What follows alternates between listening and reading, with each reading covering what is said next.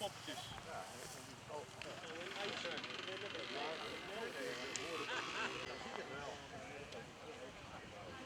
Geleden stond er helemaal niks.